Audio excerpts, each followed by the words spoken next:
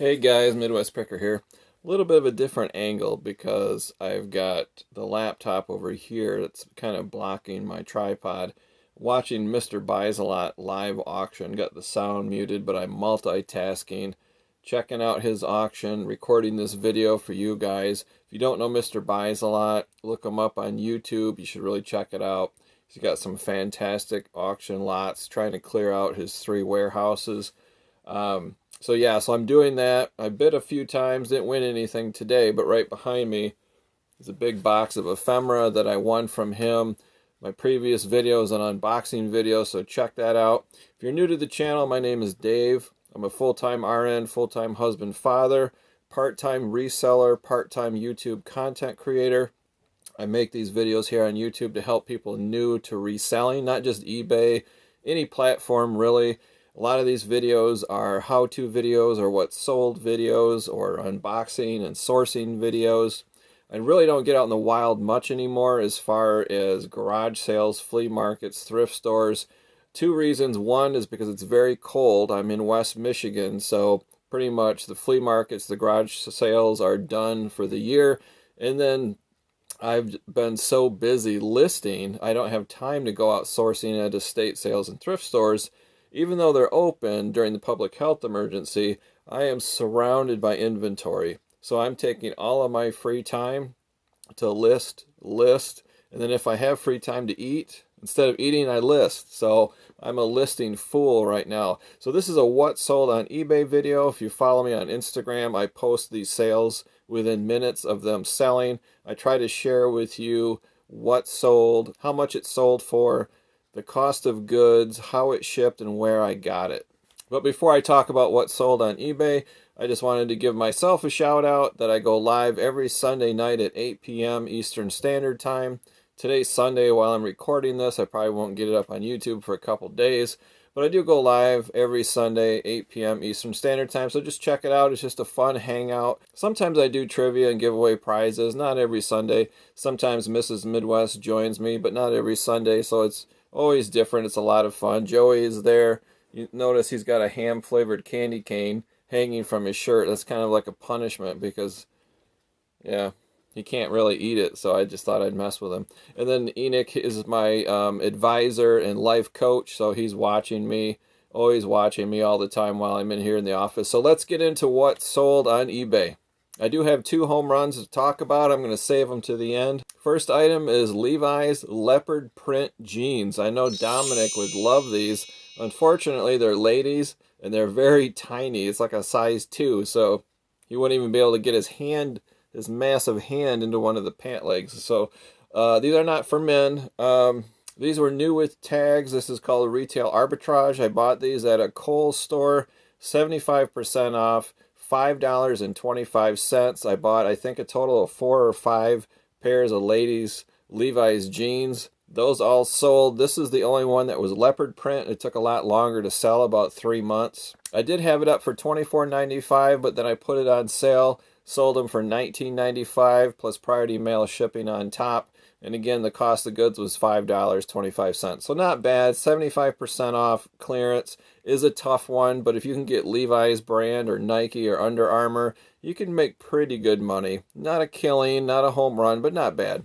Next are 2 cassette tapes. Yes, they do sell. These are used. One's a Genesis album and one is Dire Straits. I experimented with selling cassettes individually or lotting them up. I seem to do better when I lot them up. So this was a lot of 2. I got these for 50 cents a piece from a thrift store. I still got about 8 or 9 cassettes left. They're slow sellers, but they do sell eventually. These sold for $13.95 plus first class shipping on top. Next item is Atlas brand HO Gage train deck bridges. These are kind of new in the box. They're very vintagey and old from the 1960s. They don't look like they've ever been used. One was still in the plastic bag. The second one wasn't. So I just put new old stock. Like I said, they look very unused. The original box and everything. These sold for $19.95 plus first class shipping on top. How did I source these? A local friend of mine, a scrapper, just gave them to me. I give him scrap metal. And then if he gets access to anything, barn finds or house cleanouts or whatever, He doesn't have to, but he just gives me stuff. And he acquired a bunch of H.O. Gage train buildings and bridges and parts and just gave them to me for free because he knows I'm a reseller. My mother-in-law does the same thing. She gives me stuff all the time for free. So I've always said this in my other videos, you know, put the word out there to your friends, families, neighbors, whatever, that your hobby or your full-time business is reselling. You sell on Amazon, you sell on Etsy, Poshmark, eBay, whatever, retail arbitrage or vintage collectibles. That's just what you do. You'd be amazed what people would just give you for free. Another reseller, Noelle, Farm Girl Scavenger, she sources almost everything for free. But watch her video. She's a great YouTuber. I'll put a picture of her up here. Noelle, Farm Girl Scavenger. She's really growing and doing well on YouTube. And she just has an eye for vintage items, valuable items. She can go to an estate sale the last day, the last 5 minutes, and just clean up and find a bunch of stuff that everybody else passed over. Plus, she has people that know her that just give her stuff. And the same thing happens with me. I have people that have stuff they just don't want. Instead of throwing it away, they know I'm a reseller, so they just give it to me. Next one was a little bit of a dud. I get a little too excited when I see uranium glass. These little sherbet-footed cups, I think they're about $4 a piece, and I got 4 of them. Actually, they were $2 a piece, but still, that's a little high. That's $8 cost of goods for all of them. I had them listed high, like $24.95, and I kept lowering the price. They sold for $19.95 plus priority mail shipping on top. I guess the lesson is, unless the uranium glass is rare or odd, a weird color like a yellow or a blue or maybe like a table lamp, those things are worth a lot of money. If it's green and it's just common, like Federal or Anchor Hocking, just a plain little plate or a plain little cup, they really don't sell for that much. So if you can source them for free or really low, then you'll do good. I've always got my eye out for the strange colors, like the Fenton glass, like this one right here.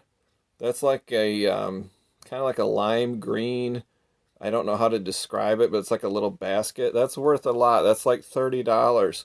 So if you can find yellow or amber or blue uranium glass, then it's worth a lot more money. And big objects too, like I said, big table lamps and things like that, it's worth a lot of money.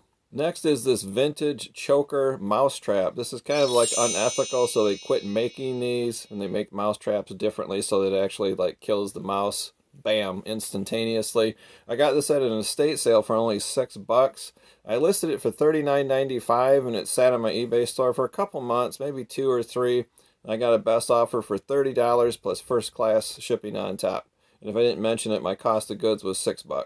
Next is a William Rast jacket. Finally sold the last one. I think I bought 4 of these. Retail arbitrage from a Meijer store. Regular retail $129, marked all the way down to $6 a piece. So I grabbed 4 of them, and they're inspired by Jason Timberlake. I thought for sure that would help them sell. Now, it took like over a year to sell all 4, so it was kind of a bust. But it did sell for $32.95 plus priority mail shipping on top. So not a bad profit. It just took forever, so I don't think I would do that again. Unless it was a brand like Carhartt. Sometimes seasonally, Carhartt will go on sale. Like late summer, the Carhartt shorts will go on sale. Or February, March, the Carhartt winter coats and winter gear will go on sale or clearance, like 50% off or whatever. That is definitely worth buying because you can get very good prices for that. Next is a 1994 Erdl die-cast truck bank. I inherited a bunch of these from my dad. Cost of goods is free. They do sell, but they're very slow sellers. This is still brand new old stock in the box. Sold for $19.95 plus priority mail shipping on top. All right, now for my 2 home runs. I'm not sure which one is better. You can put it on the board! I think the last one is. I'm not sure. This home run is 4 black and white 8x10 photos of the Ford Willow Run bomber plant in Detroit area during World War II. Now this is kind of a story, but if you remember going back, I don't know, maybe 20 videos, I went to Burley Park Flea Market, and this guy had, I call him the real deal. These guys have the real antiques, the real vintage, the real stuff that people collect and want.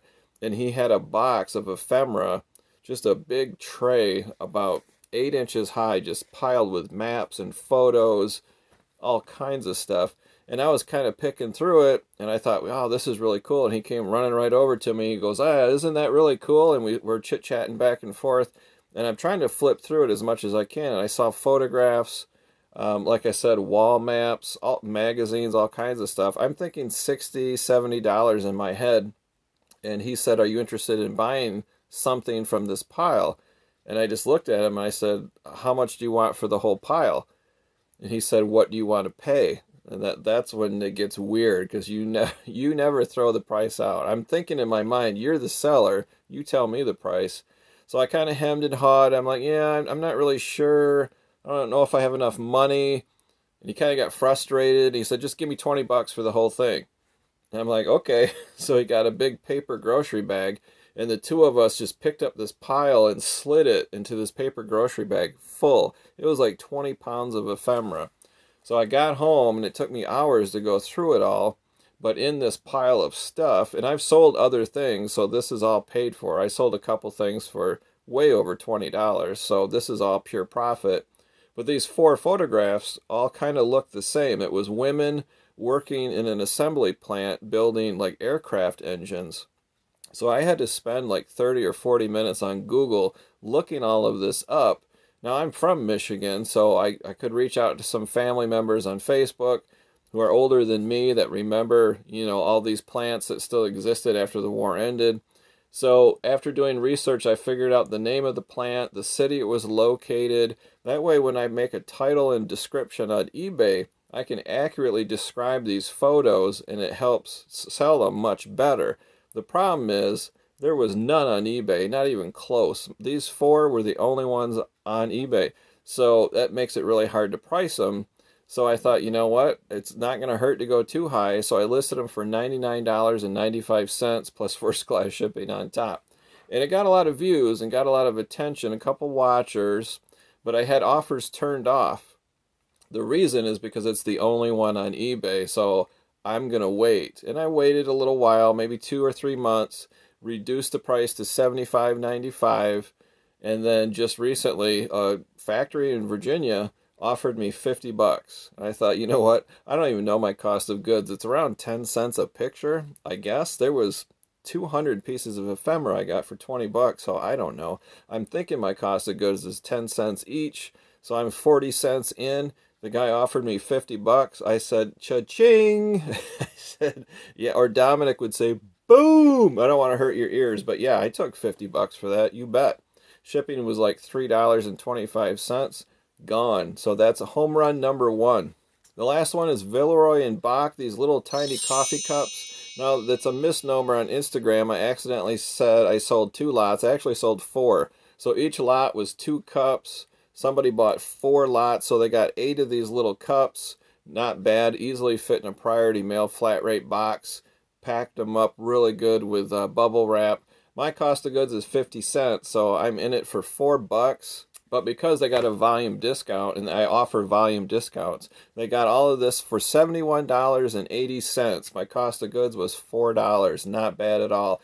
Don't be afraid to ship glass. These are pretty tough because they're coffee cups.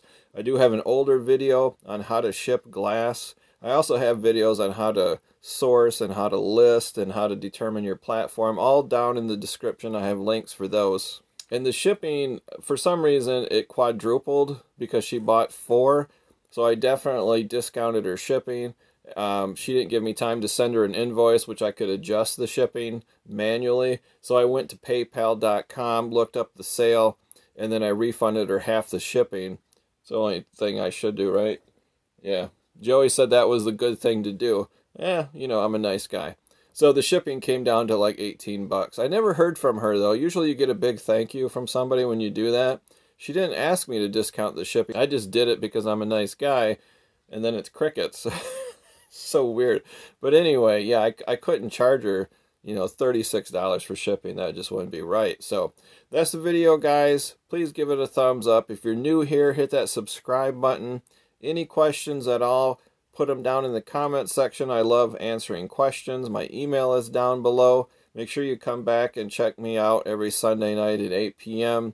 That's the video, guys. Next video will probably be a haul video. I'm not quite sure, but we'll see. We'll see you next time.